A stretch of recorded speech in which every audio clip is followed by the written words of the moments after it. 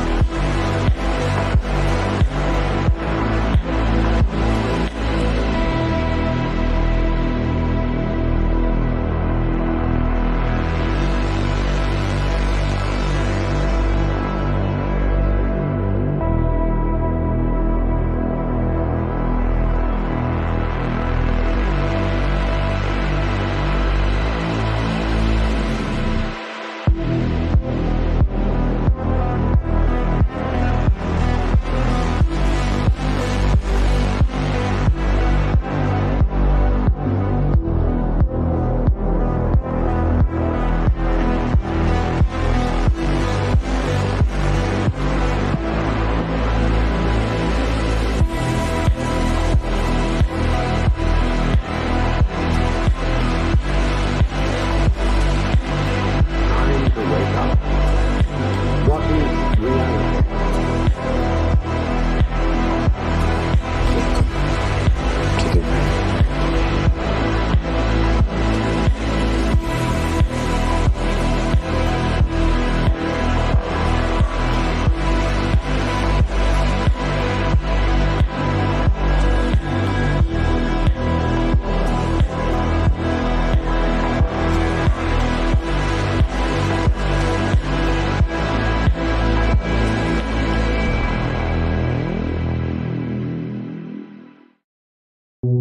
Good morning, night city, a day in the life. I was on my own, catching a ride with the lady. Her hair hangs down past her thighs, her and pistol shit. Satisfies, leather jacket, zipped up tight.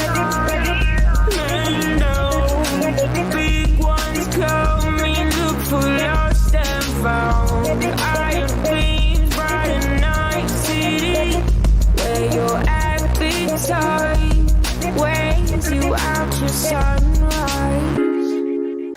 We are live. Oh, we are. Yeah, What? TheNuGeekz. That's right. That's awesome. Absolutely.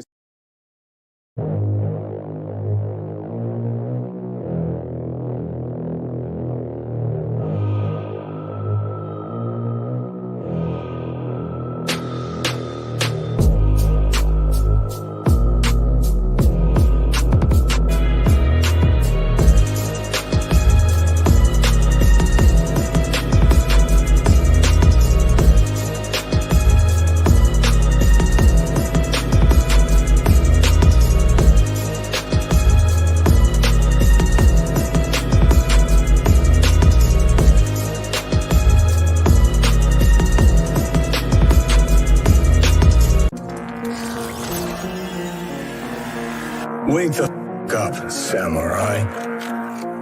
We have a city to burn. Welcome to a new perspective on the modern day geek.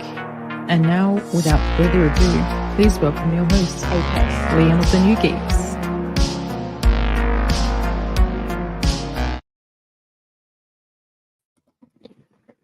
Hello, and welcome to an impromptu episode of TheNuGeekz, hosted by yours truly, Apex Leon.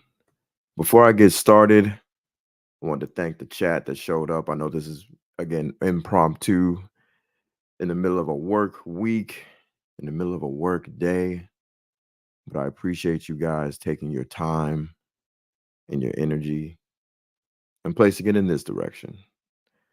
Let me give some quick shout outs to those that I see in the chat. The Curly Ray. Salute to you, brother. Always showing support, always showing love, and always showing up. Also, Mama Bear. Shout out to Mama Bear. Thank you for showing up. Thank you for being one of the greatest mods in all of the internet. Shout out to DC Talk. Shout out to GDI, Geek Defense Initiative. What's going on, yo? How you doing today? Everybody that's coming through, showing love. You already know Mama Bear. She's talking about, oh, don't be shocked. You already know. You the GOAT. Everybody that's coming in, make sure. When you enter the lair, show some decorum. Hit the like, share, and subscribe to the TheNuGeekz.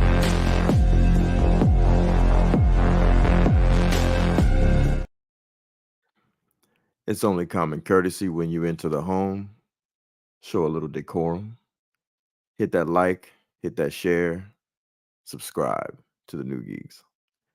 Before I continue, I want to give a special shout out to the homie Skywalker, man. Skywalker the Jedi, a continued collaborative partner here at the Syndicate Network.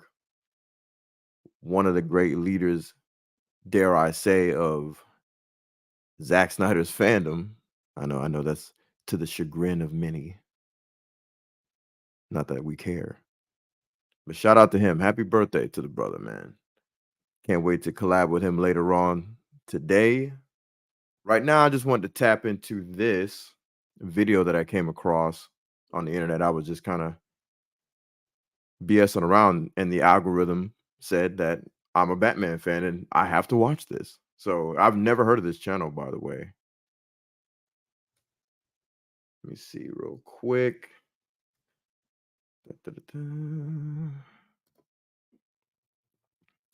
So this is from MysticalGreenBeanie. And the title is Batman Fans Who Hate Batman. Why? Interesting topic. So I'm just going to let it play a little bit sped up, and I'm just going to react to certain points that he hit because I think a lot of this stuff is pretty valid, what he was saying. Let me hear what you guys think. Hey, what's going on, guys? So I'm going to get right into it, and I'm not trying to be snarky or disingenuous because I am legitimately curious. There is a subset of Batman fans who only recognize the character as this ultra-grounded, gritty urban commando, like Batman wears body armor and everything is real. Gotham. And yeah, already I think he's saying things that I've said to myself, I don't know how many times, where there's this subset of fans within the, I guess, let's say Batman community that's a part of also the DC community at large. But it's almost like they react to the character as if he's not a part of the DC universe at large. You know what I mean? And I just find it's very interesting. And I think there's a couple of little things that can be talked about in that regard that, it may not seem serious on the surface, which is not, but I think it kind of points to this larger sort of message that I think the Syndicate Network, myself and the colleagues have been kind of pushing out there, which is that a lot of this stuff is control, and maybe I'm reaching. We'll just continue on, and maybe I'm reaching. These are just thoughts. I'm just having thoughts and I'm just sharing them, but we'll see. Let's continue on. Gotham City is real. It's literally Chicago, Detroit, LA, Baltimore, and it's real. The bad guys are real. It's like The Sopranos or The Wire, but with a guy dressed up like a bat. And Robin, gay. Sidekicks, gay. Justice League, gay. Costume supervillains, gay. Metahumans, gay. Magic, gay. And again, I'm asking this with the utmost sincerity. Why do you like Batman? Because for the life of me, I do not. I think, and it's interesting because for that, I understand. I'm not saying personally that you can't like a grounded Soprano style, the Batman style, Mama Bear. The toxicity, right? But yeah, like it's it's interesting because I'm not saying that you have to exclusively like a grounded version or what have you, and I'm also not saying that you're not there's no merit in that. But I think what he's saying is what I'm kind of saying, which is that, like, why is it just that? And why are you guys so passionate about it? And again, I'm going to let it continue because I had these thoughts popped into my mind of the conclusion that I came to of why this phenomenon, I'm going to call it that loosely, occurred within the internet and nerd internet and Batman internet and movie entertainment internet. I think it started from a pretty popular source at the time, but I'll let it continue. Do not understand your corner of the Batman fandom. Because to me, that just sounds like you want the Punisher in a batsuit minus the killing part. And this is a perspective that's been around for quite a while now. I'm not sure if it starts with the Christopher Nolan movies, but it was definitely popularized in that time period. And it's sort of I agree. That's one source. I don't think that, Nolan himself or his movies, I don't think their mission plan was to have everyone leave the character saying, hey, or leave their film saying, hey, this is the only interpretation of Batman that has merit. This is the only interpretation of Batman that should be the most iconic and viewed as, Superman, or excuse me, Batman Prime, right? Like the version of Batman. And we know this for sure because Nolan was a part of the hiring process of hiring a one Zachary Edward Snyder to direct one of the more fantastical versions of the character in live action. That's Ben Affleck's Batman. So that kind of answers that sort of, if that's even a question, of where a Christopher Nolan stands in regards to this opinion, this topic. And yeah, Mama Bear's right. Some of the best of the Rogues Gallery don't fit into the grounded reality at all. And all this comes from the lifeblood of comic books, so this shouldn't be a surprise to anyone, right? That a lot of the things, the beings, the people, the rogues that Batman encounters don't fit into anything grounded because besides the cop out, he's fake. Besides that answer, he comes from a world of the fantastical. So obviously,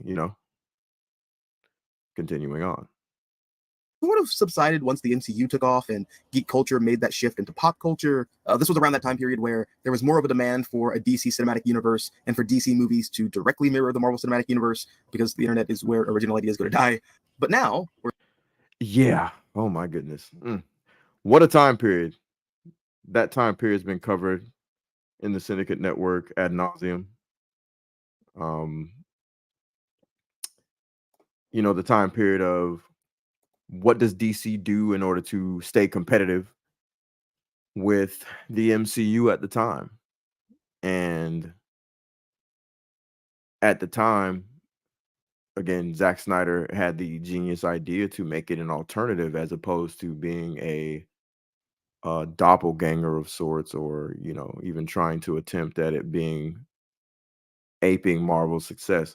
Marvel, or the MCU specifically, being more so an action comedy franchise, or that's seemingly what it turned into. That's kind of their hallmark, is being an action comedy franchise, for better or worse. And Zach had the foresight to say, we're going to be not even necessarily like the opposite, but just we're going to be the alternative. If you guys want that brand, that style of movie in terms of your comic book films, then you can go over there and twerk for that. If you'd like an alternative, you can come over here to the DCEU, the DC Extended Universe, as it was affectionately called, right? Zack Snyderverse. And he did. He created an alternative, and it was dope. What I will find interesting about, and I think you guys may find this interesting about this video, is that he doesn't really seem to. I'm not going to give it away. I'm just going to continue on. I'll see if the chat picks it up. What's kind of left out of this conversation, at least visually.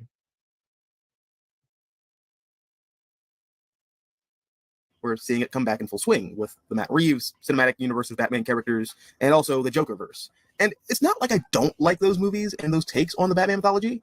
I do. I love Batman Begins. For me, it's still the gold standard for a cinematic superhero origin story. The Dark Knight is still my favorite Batman movie. Would I personally prefer it?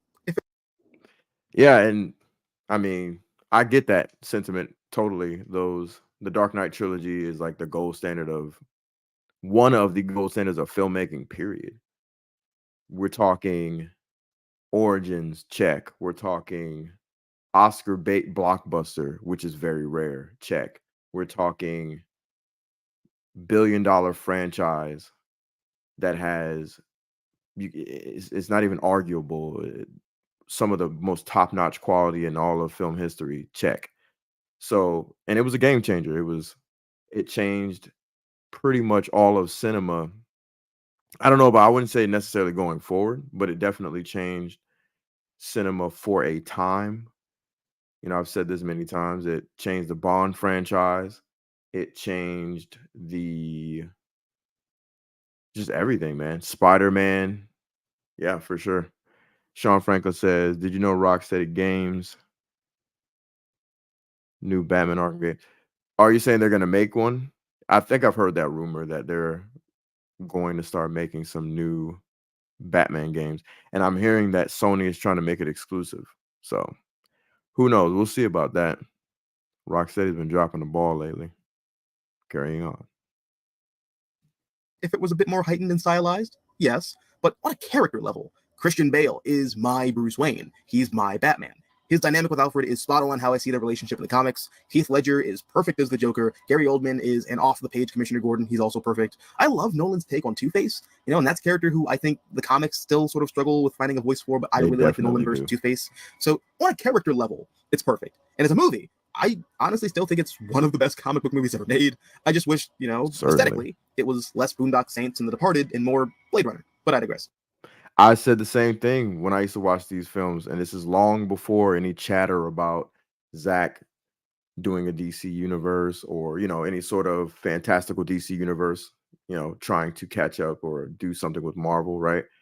This is just around the beginnings of, no pun intended, the Nolan Batman franchise. I was saying the same thing. The weakest part of that franchise for me when I was watching it, oddly enough, and I used to say this, me and my sister, because we used to watch the movies together. I say this shit all the time. I used to be like, man, the weakest part of these movies for me is the Batman part. Like, it seriously is. Like, that Batman, I always thought could have been more like the comics, but like I understood Hollywood was still stuck in that production, the production value of a more street level Batman. That dates back to, like, I wouldn't say Adam West because he was goofy and fantastical, but it dates all the way back to like the 89 Batman, So let me take a pause for the cause. I see in the chat the homie Necron coming through. What's good, bro? Thank you for pulling up. Again, another impromptu reaction to MysticalGreenBeanie. His video called Batman, Fans Who Hate Batman, Why? Right? No disrespect to the Bat Tootsie. Shout out to shout out to that, and may Adam West rest in peace. Carrying on. And I still enjoy The Dark Knight Rises despite its problems. I like Joker. I know a lot of people like to put on their internet political activist hat whenever that movie comes up, but like ignoring all of the vapid SJW, anti-SJW bullshit, which was super fake and super manufactured, that whole hate for Joker. And people, it was almost like the media was trying to drum up a reaction just so they can get a headline. It was almost like they were begging somebody to do, recreate the incident that occurred during The Dark Knight Rises, that unfortunate incident where the news mischaracterized a man's actions, right? Meaning they said that he was trying to be the Joker when he wasn't. Not once did that come out of that guy's mouth, that evil person, that jackass, that asshole. Not once did he claim anything about being a Joker. And when they put the picture up and they were trying to act like he was trying to be Joker, none of the visual characteristics of the guy even mirrored that. But because it was during a Batman movie, during the height of that franchise in particular, all of a sudden it's Batman, Batman, Batman, Joker, Joker, Joker. He was trying to be the Joker. And it's like, nah, that's not what was happening. They're trying to sensationalize an unfortunate and terrible incident just so they can get ratings. You know, so much for the media, right? Give me 1 second. Carrying on. Activist hat whenever that movie comes up, but like ignoring all of the vapid SJW, anti-SJW bullshit, it's a really good movie. And even the comics do this every once in a while. You know, you'll get a comic like Batman Earth 1 or Batman the Imposter or Brian Azzarello and Lieber Mayhew's Joker. You know, all of those are really good comics for the most part. But, you know, all of those stories work because they're the alternative. I love the shade they're here. The alternative because in order for them to At work, the snake in the hat. work because they're the alternative. And they're the alternative for the most part. But or Brian Azzarello and Lieber Mayhew's Joker, you know, all of those are really good comics for the most part. But you know, all of those stories work because they're the. It's funny. Even though I don't do Jeff Johns like that. I did like his first volume of Earth 1. It was all right. It was pretty good. There's something he said that I was going to touch on. All of those are really good comics. Oh yeah, just essentially that. That's always what this stuff should have been. And DC was always in a position to where they could get the most bang for their buck because everything was in-house. Everything was under one umbrella. You know what I mean? And everybody in this chat, I'm pretty sure you guys know, you know, the deal when it comes to DC and this sort of the fact that they really shouldn't have been in competition with Marvel because Marvel's stuff was scattered and a lot of their most popular things were owned by different studios, right? Warner Brothers had everything in house, so they could have had like 3 labels. They could have had the goofy chum shucks label where everybody's wearing underwear over their costumes, and then they could have had the more serious more serious fantastical stuff, and then they could have had the Vertigo Black Label stuff, right? You know, the alternatives, the Todd Phillips Joker, the Matt Reeves The Batman, or whatever he wanted to call it, Matt Reeves pedestrian Batman who walks and knocks on doors, you know, that whatever. They could have done all of that and then some. They have everything right there. So it was rather odd that this company is trying to, as of right now, trying to consolidate everything into one little universe. And it's like, you're not even maximizing the potential of what you can gain with these storied and iconic characters. Facts. How did Marvel beat DC at something that DC innovated? I believe the multiverse in comics, as far as the Cape and Cowl version of comics, I'm not talking like horror, but the multiverse, the first time it was even touched on in that form was, I think, a Wonder Woman comic. I think people mistakenly think it was Flash. Flash helped to popularize it. It was a Wonder Woman comic, and then the Flash reiterated it because Barry Allen went over to the JSA version of that universe, blah, blah, blah. Yeah, DC was always the tip of the spear to that conversation and that idea as far as in the comics. I don't understand how DC got beat doing anything, to be honest. So, carrying on. For the most part. But, you know, all of those stories work because they're the alternative. And they're the alternative because in order for them to work so effectively, you have to omit one of the core staples of the character, that being Bruce Wayne is, for all intents and purposes, a mortal man in a world of gods and monsters. And Batman is defined by the world he lives in, that world being the DC universe. Like Robin as an institution. Hold up. That's something that I don't know. I was debating with somebody not too long ago, it was a few weeks ago, and this person claims to be like a big movie fan and a big Batman fan, and we're like, was it? Yeah, anyway. And their whole argument was it looks goofy that Batman is involved with other heroes and stuff like that, and it has a Robin, and and I'm like, that's the character, man. And there's a line that this guy just said right here. By the world he lives in. That world, in a world of gods and monsters. And Batman is defined by the world he lives in. That world being the DC universe. That can be said for just about every character, I believe, right? Like anybody that's like a big literary nerd. Every character is defined by the world they live in. And yet Batman and Superman are two of the most picked apart characters who can't ever be defined by the world they live in. It's like they want the character to not be a response to this world at all. Like, let's say with what Zach created with his universe, his DC universe, or even if we're just talking about the comics in general, they want this guy to live in the DC universe where even on a quote unquote grounded level, Ra's al Ghul in the comics is an eco-terrorist, but he is a guy who is resurrected by this liquid called the Lazarus Pit.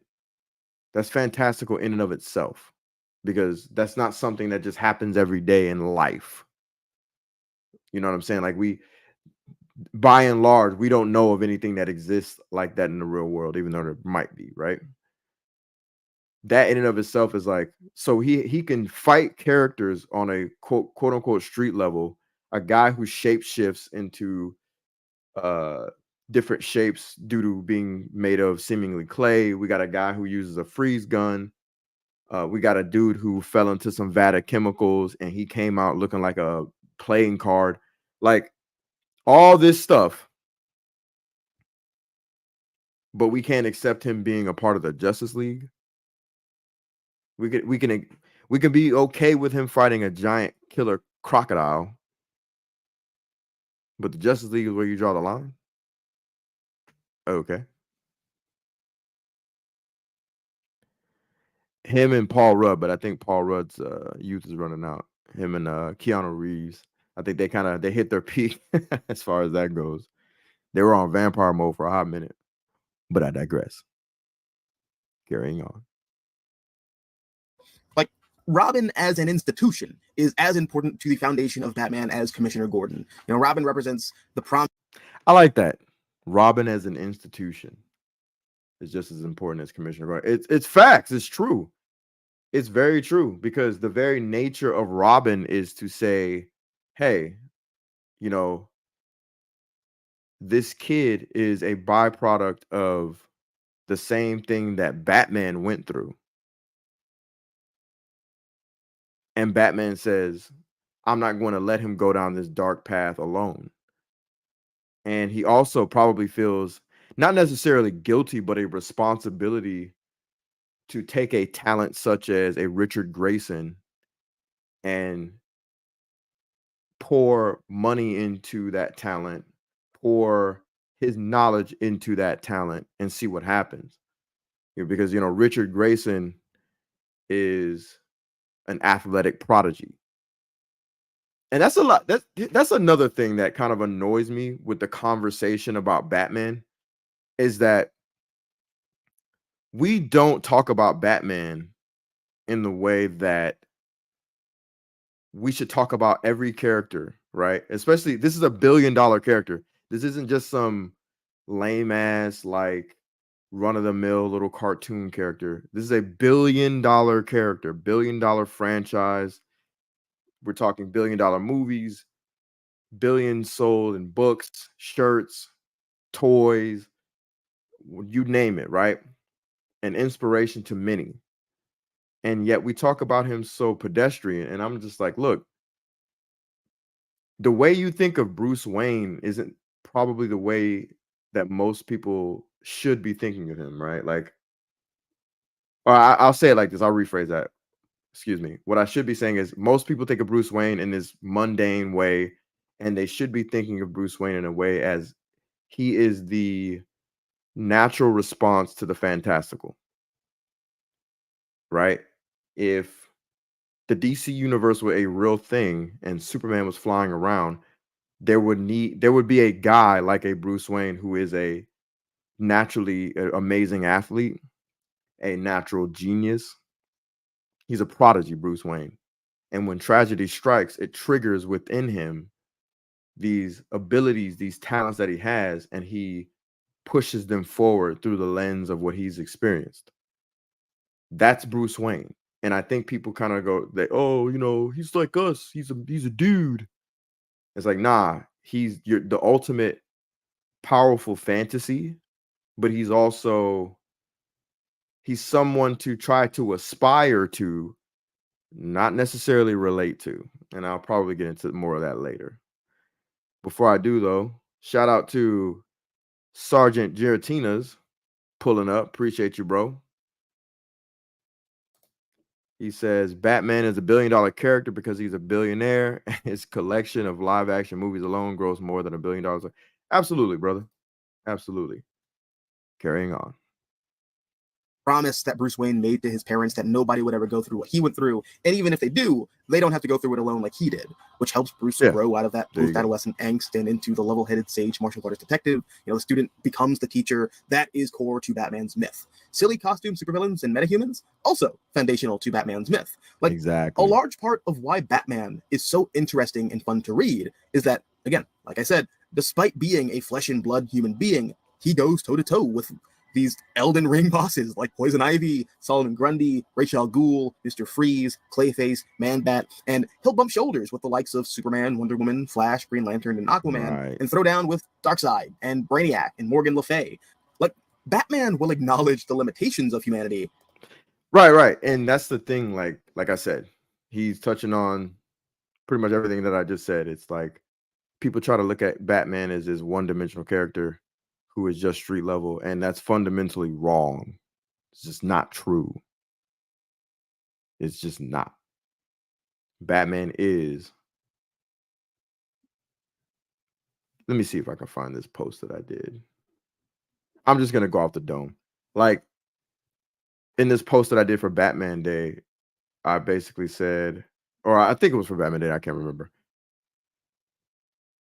Exactly, Necron. He's the apex of humanity within a world that has metahumans, aliens, demigods, and monsters, right? He is the apex of human ability and human achievement, right?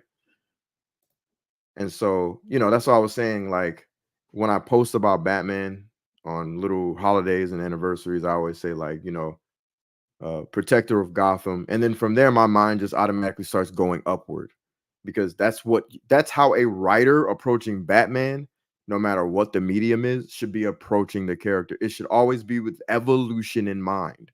It should be, protector of Gotham, most dangerous man on earth, one of the world's greatest champions. I say one of because the ultimate champion of Earth is Superman. So one of the world's greatest champions. Traveler of the stars and Voyager of the multiverse. That's Batman. People think that's weird because if you're a surface level Batman appreciator or Batman fan, or just kind of glance across Batman's, literary history, you won't catch it. You won't see it. Batman he's a detective, a world-class fighter, and he utilizes the symbol of a bat because it's a symbol. Like all great warriors of the past, there were Spartans that used lions as a symbol, panthers, leopards, owls, hell, eels, mantis. Like, there are so many different things. Sharks. Great warriors used animal totems. It's just what great warriors do. It's like you're channeling your energy via the symbol of this creature. People say spirit animal as a joke. That's something that warriors have latched onto historically. And I know this sounds like a weirdo, deep conversation about a fictional character, but that's just what it is. It's breaking down who this character is and scratching my head going, why do Batman fans hate Batman? Part one of those answers to me is I don't think they know who Batman is. I don't think they really know Batman. And when I mean hate in the same way that this guy does. It's air quotes. It's they love the character, but they don't like every version of the character, or they like the character. They like a version of the character, you know, which in my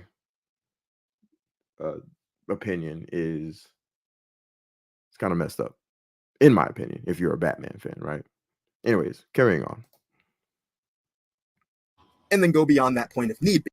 Like, Batman will acknowledge the limitations of humanity and then go beyond that point if need be, because that is what makes Batman Batman.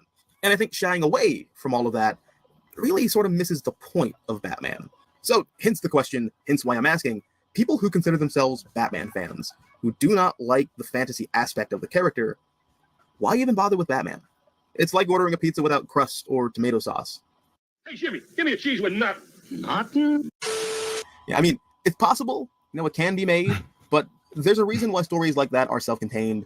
You can't really... That is a good question, though, because there's plenty of characters out there that are not in the fantastical, that do all the things that they want Batman to do. They want Batman to walk around the street muttering things to himself in the darkness, jotting down in a journal, knocking on doors, and they want him just doing detective work, just working with the police, solving little mysteries. They don't really want him to have a Robin a lot of times. So, like, I think to me, they're describing like a martial arts Sherlock Holmes. Like, just go watch Sherlock Holmes, like, I want a pizza, but like, you just want the crust. Just order a flatbread. Don't call it a pizza. Carrying on. Before I carry on, I wanted to highlight this again. The highest level of Aztec warriors were deemed jaguars. Yeah, jaguars for sure. I've heard that before. That's why I said panthers originally. Yeah, I had them in mind. 100%. I love when warriors of the past and even of today's standard, they latch on to an animal. I think it's cool. Like, it just shows. I don't know. There's something cool about it. It's like football. It's like sports. There's so many sports teams with animals, and that's for a reason. You want to channel into that animalistic behavior. You know what I mean?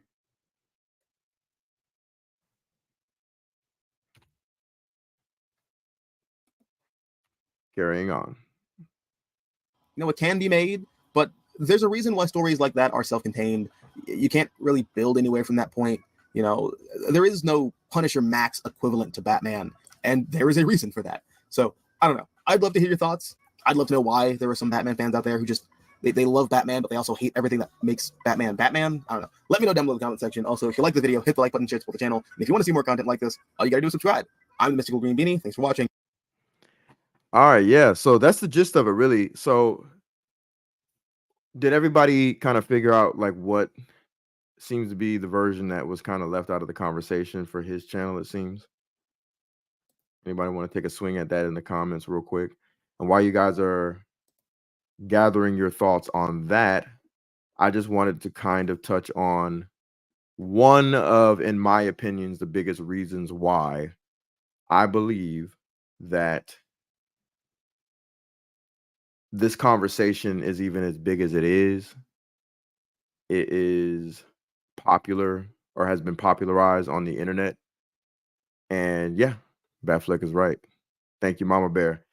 Yeah, it was odd. Like, so before I go back to this, one of my answers as to why this conversation has become big, I'll get back to that in a moment, but I think it's fascinating that he left out quite possibly the most fantastical. It's like this beautiful marriage of like everything that he talked about was Batfleck. It's interesting. I would have even taken him giving criticism of the character. I would have even taken that. Like, I'm not opposed to him just saying, you know, I just didn't like it. You know, I would have even taken that.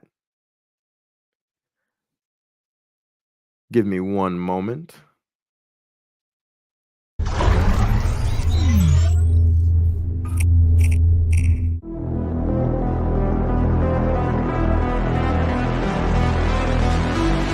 to wake up. What is reality? Welcome to the real world.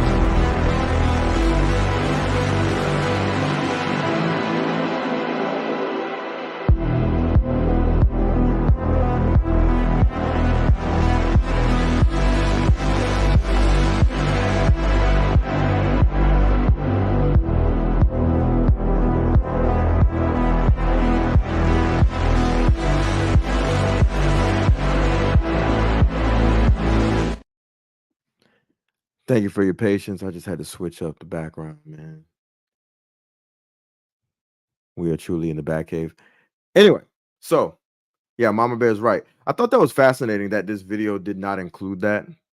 I was like, okay, the most apropos example of everything he wanted out of a Batman is literally Ben Affleck's Batman. I just thought that was really odd, you know, as far as live action is concerned. But anyway, so before I wrap this up, I'm going to give my answer as to why the pedestrian Batman has become truly popular, even beyond whatever effect Nolan's trilogy had.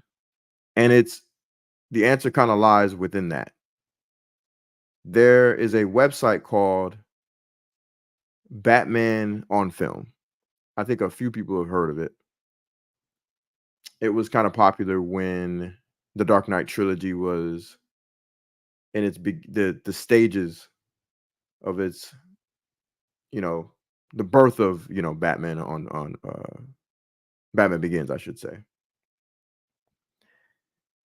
And while the film franchise was being born, there was this guy that was just giving out a bunch of information. He was highly plugged in, right? Give me just a moment. Let me take a pause for the cause. Yo, that's facts. That's facts. And there's no argument that Kevin Conroy is the GOAT of Batman voice acting. And to some, he's just a GOAT for them, period. And I would not even argue against that at all. Like, he's my 1B to Ben Affleck's 1A. Kevin Conroy said that Ben Affleck's Batman checked all the marks. Best Bruce, best Batman, best merge of the two. Absolutely. If I ever got to ask Ben a question, it would be, how did he react when he heard about the praise by Kevin? Right? Yeah, that would be dope. Because you already know Ben Affleck is a huge Batman geek. So, you know, he watched Batman animated series and read the comics and all that, right? He's a real DC fan who read all the comics. I'm kidding. Josh Herrera in the building. Shout out to Josh. You know, just kind of cooking a little bit, giving a little late lunch, I suppose, you know. So continuing on, circling back to Batman on Film. So if anybody cares, just do a little research on the birth of Batman on Film. It's this guy from Texas, if I'm not mistaken, and I think his name is Jet. And if I'm not mistaken, I think it's Jet. Batman on Film, I'll just say that, was getting information about the birth of what is now known as the Dark Knight trilogy. And I remember when I was in the military, that was the website that I would go to all the time for that sort of information. I was like, dude, I need it. I needs it. I got to have it. Because I was starving for a live action Batman after Batman and Robin, as we all were after 1998, right? And so Batman on Film was like the biggest news source, fast forward through Batman Begins and The Dark Knight, Batman on Film became I think the highest Batman information website. And he got to interview Nolan, and he got to do pretty much a lot of the things that every fan really wants to do who is an appreciator of a director or writer or creator, right? And his website took off, and then he started this narrative of basically the only Batman that he likes is a grounded Batman, right? The sort of Nolan Batman.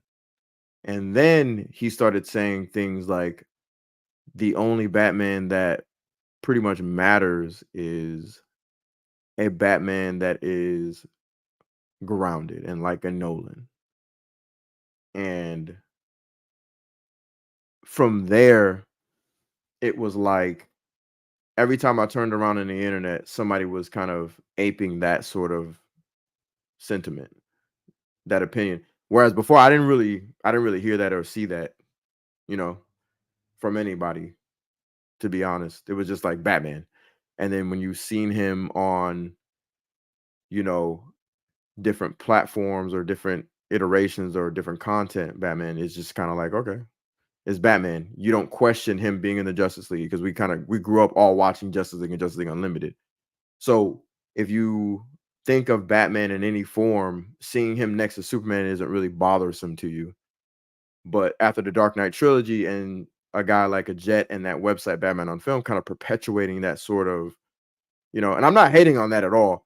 I'm just saying that's my opinion and my anecdotal experience of seeing how it all transpired and seeing that narrative kind of gain momentum and gain strength through that website. So Joshy says, yes, Jet is from Texas. I have friends who worked for Batman on Film. They're weirdos from what I heard. Gatekeeper is all about clout. You see it all the time. Count Dooku. Yeah. I mean, I'm not surprised, man. I am not surprised by hearing that at all, because so fast forwarding to basically when the MCU was doing its thing and everybody was trying to figure out like what was going to happen next with Batman, and they were trying to court Nolan into taking the Dark Knight trilogy and kicking off, their DC universe to compete with Marvel universe on film, the MCU, Marvel Cinematic Universe. And Nolan was like, nah, but he was like, I did have this idea for a Man of Steel, basically, right? And they hired Zach. The rest is history. During that time period, Jet was one of the most staunch opponents of Batman being a part of the Fantastical. Now, at first, it wasn't like crazy. It wasn't like, it wasn't real. It wasn't huge. It wasn't like, oh, F it, blah, blah, blah. And I think it's because Nolan is a producer, one of the producers of the DC Extended Universe, right? And he helped to get Zach on board to direct the films. So I think Jet was more like, let me chill, But then as time went on, Jet started to more and more say that he basically hates like what he's seeing with Ben Affleck's Batman. And a lot of it had to do with that Batman not being pedestrian, essentially, not being just this detective who's walking around with a big ass magnifying glass, looking at footprints, picking up clues and, tasting the air to see when the wind's blowing and all this. It's a Batman. It's Batman who can be and exist in any reality, because that's where the lifeblood of where his creation was, the DC universe. And here's a guy with a large platform, a large website, a big name within the Batman conversation, telling everybody, hey, this Batman sucks because he is someone who's going to be in the Justice League. I can't fathom him being in the Justice League. I don't get it. I've never liked it. I've never understood it. I just think that's weird. So those are my thoughts on why Batman fans quote unquote hate Batman. That's my opinion. I think a lot of this came from the response from the Nolan trilogy and saying this is what Batman is, but I don't think it picked up a lot of steam until websites like Batman on Film perpetuated that this is the only Batman that should have credence and that should have a say in the Batman lore. See, we have Josh saying, yes, Jed. I think I read that already. Let me see. Everything is bigger in Texas sometimes, including egos. That's funny. But shout out to Texans. Shout out to Texas. I actually rock out with Texas. Batman greatest story had him going toe to toe with Superman. The Dark Knight Returns were fake. Exactly. Which oddly enough, if I'm not mistaken, I'm not like I don't know everything about Jet, but I think he actually likes that comic, which is really funny. And look, I'm not picking on that guy. I'm just saying this is where that rhetoric definitely stemmed from, you know.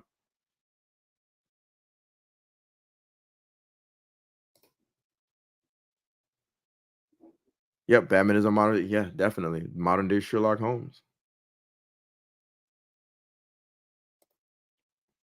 So basically, they don't like one of the main pillars of exactly the main thing about the character, which is that he is a part of the fantastical. His world is of the fantastical, and it's just that simple.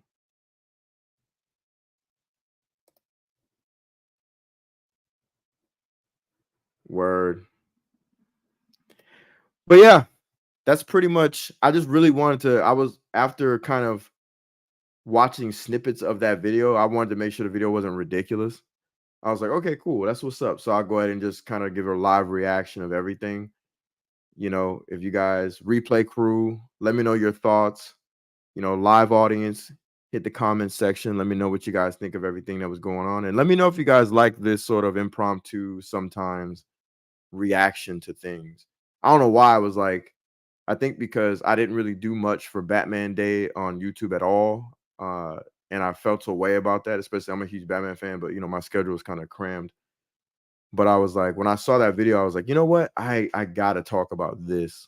And I think one of my biggest things is I always like to find a topic and have an angle. You know, that's just kind of my thing. At some point, I'm just gonna have to accept just being a YouTube content creator and just make content about whatever, you know, like everybody else does. You know what I mean? YouTube. But yeah, you guys, I appreciate you guys showing up. As usual, man, you guys keep your boy going. And once again, shout out to and happy birthday to Skywalker the Jedi. You can catch me later today with Hold My DualShock reviews. We're going to be on Fan Rant Thursday. I have not gotten my topic just yet, but you know, hey, it is what it is. You know me, I fly off the cuff. Let me see here before I dip. Let me see. I just wanted to show this clip of Henry Cavill again. I love this clip. There's something really interesting with this character that I find fascinating, which is that he genuinely really does just want to do the right thing. But everywhere he goes, whether it's a new town or a new bar, people just kind of give him a hard time and they rag on him despite the fact that he has great intentions.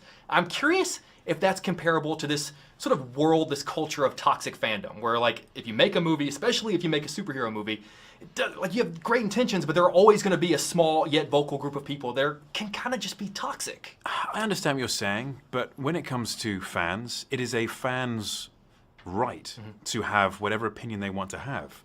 And people are going to be upset because, especially when you're talking about books or games, because you're never going to be the exact person who they had in their head or who they played on Witcher 3, for example.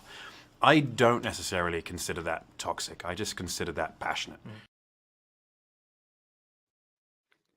Passion, baby, for sure. Ayo. And before I wrap up, we got to see more of this.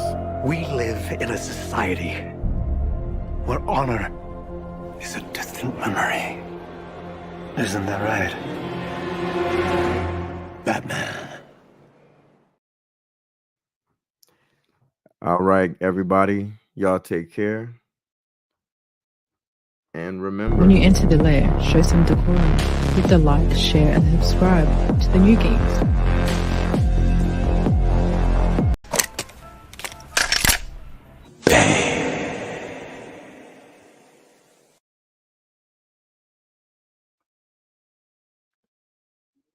see y'all next time.